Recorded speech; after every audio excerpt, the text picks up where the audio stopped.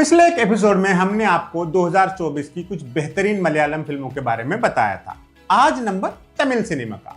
इस साल कुछ बेहतरीन तमिल फिल्में भी आई हैं जिनके बारे में आपको पता भी होना चाहिए और जो आपकी वॉच लिस्ट का हिस्सा भी होनी चाहिए। आइए जानते हैं ऐसी फिल्में कौन सी रही।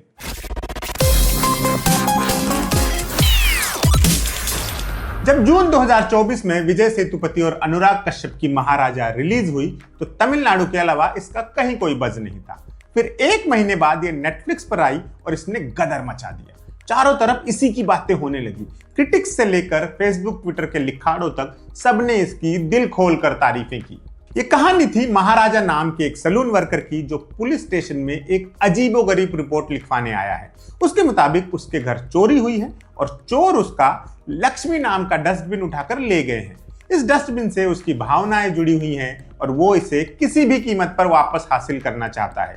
एक हास्यास्पद लगने वाला केस जैसे जैसे आगे बढ़ता है दर्शकों की हार्ट बीट्स बढ़ाते चलता है और क्लाइमैक्स में तो फिल्म किसी और ही लेवल पर चली जाती है। इतना दर्द भरा और डार्क क्लाइमैक्स इंडियन ऑडियंस के लिए किसी शॉकर से कम नहीं था। विजय सेतुपति और अनुराग कश्यप दोनों ने इस फिल्म के लिए ढेर सारी तारीफें बटोरी।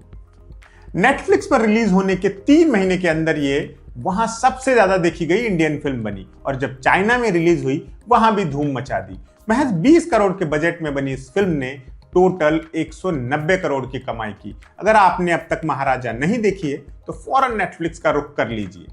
अगस्त महीने में रिलीज हुई डायरेक्टर पी.एस. विनोद राज की कोट्टुकाली, जिसने दलित डिस्कोर्स के नए पहलू से हमें वाकिफ कराया। ये कहानी है 21 साल की लड़की मीना की जिसे एक दलित लड़के से प्यार है। जाहिर है परिवार को ये कहां कबूल होता। फैमिली को लगता है कि उनकी बिटिया पर कोई जादू टोना कर दिया गया है और इसी वजह से उस पर प्यार व्यार का भूत सवार है।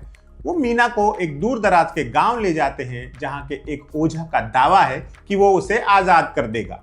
इसमें एक मुर्गे की बलि और कुछ अन्य धार्मिक रिचुअल्स होंगे।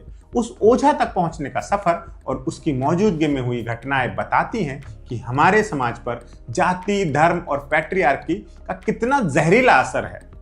कोट्टुकाली के डायरेक्टर पी.एस. विनोद राज की ये दूसरी फिल्म है। उनकी पहली फिल्म कूड़ंगल इंडिया की तरफ से ऑस्कर्स में भेजी जा चुकी है। लीड एक्टर्स एनाबेन और सूरी को फिल्म देखने वाली जनता ने खूब सराहा। फिल्म ने देश विदेश में कई अवार्ड्स भी जीते हैं। देखने की इच्छा रखने वालों के लिए प्राइम वीडियो पर अवेलेबल है।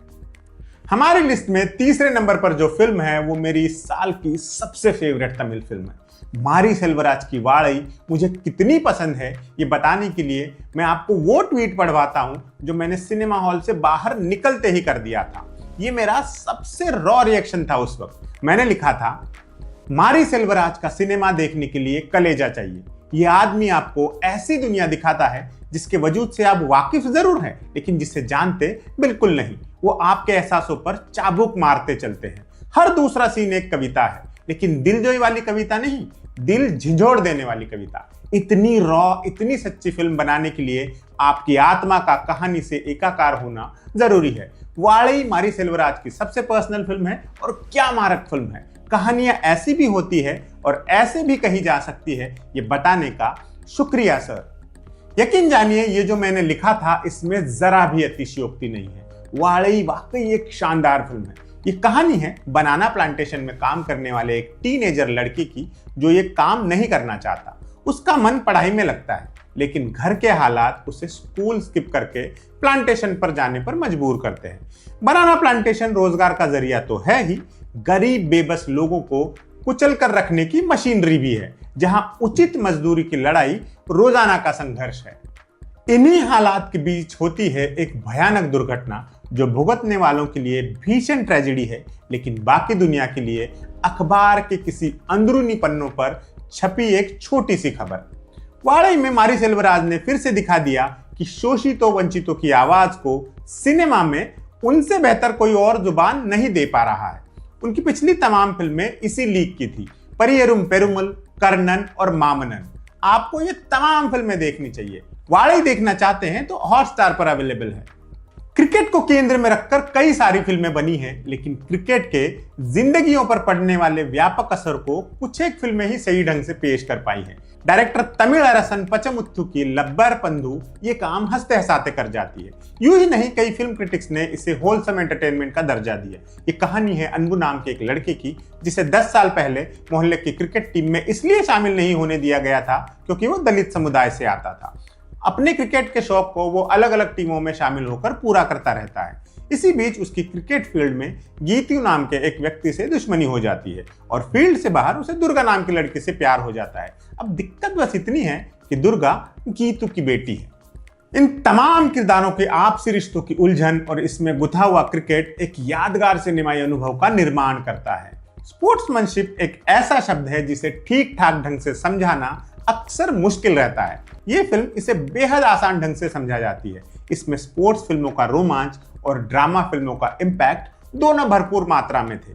यकीनन ये एक मस्ट वॉच फिल्म है। अफसोस कि फिलहाल ये किसी प्लेटफॉर्म पर उपलब्ध नहीं है, लेकिन नई फिल्म है, कहीं ना कहीं आ जाएगी। हमारी लिस्ट में जो आखिरी एंट्री है उसको शामिल किए बिना ये लिस्ट मुकम्मल हो ही नहीं सकती थी। 96 जैसी सुंदर फिल्म बनाने वाले सी प्रेम कुमार जब अगली फिल्म मी अड़गा लेकर आए तो ये उम्मीदों पर एकदम खरी उतरने वाली फिल्म निकली। अरविंद स्वामी और कार्तिक के लीड रोल वाली ये फिल्म जनता और क्रिटिक्स की लिस्ट में टॉप पर रही।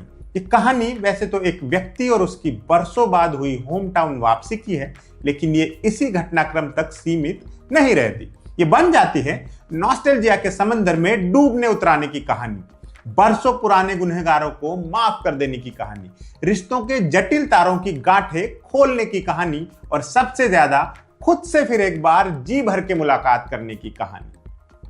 हमारी फिल्म का हीरो अरुण मोड़ी उर्फ अरुल 22 साल बाद अपने होम टाउन लौटा है। वहां वापस लौटना उसके लिए किसी इमोशनल टॉर्चर जैसा है। वहां पर उसे मिलता है एक हंसता मुस्कुराता युवक जो उसके बारे में एक एक चीज जानता है, लेकिन अरुल को उसके बारे में बिल्कुल भी याद नहीं आ रहा। उसे बुरा ना लग जाए इस लिहाजवश अरुल उससे सीधे तौर पर पूछता भी नहीं और तमाम फिल्म उस शख्स की आइडेंटिटी डिस्कवर करने में बीत जाती है।